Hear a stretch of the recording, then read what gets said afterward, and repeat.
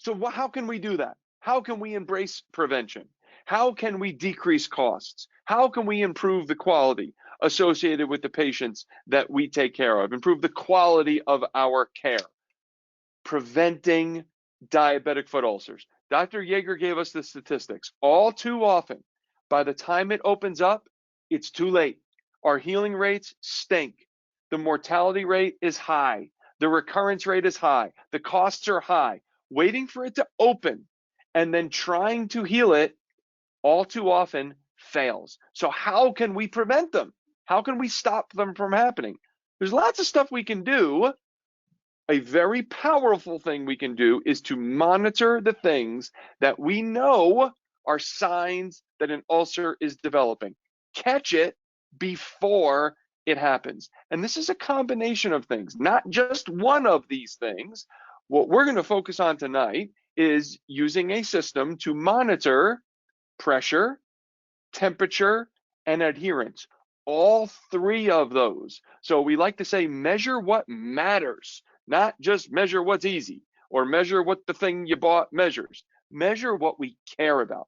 Measure what peer-reviewed literature tells us matters when it comes to picking up the development of a diabetic foot ulcer before it opens up. And again, that's all three of these things.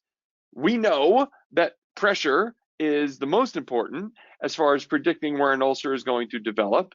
Temperature is typically a late stage indicator, but still of interest to us. And then adherence. Two reasons. It tells us if the patient's using it, right? Dr. Yeager alluded to engaging the patient, getting them to care about what's going on and maybe motivating them a bit if they know that we know whether they're wearing it or not. And it gives us their activity level. How much time are they spending on their feet? How much walking are they doing? And again, we can look at the different parameters that we are assessing. It's important to note that temperature is a late stage indicator. I'm going to repeat that. Temperature alone, temperature is a late stage indicator. All too often, by the time we pick up that increased temperature, it's too late. So it's of interest, but the literature suggests it's only of interest when you combine it with the other two parameters of pressure and activity in the form of adherence. What we really want to know is where is that spot that's taking on too much pressure.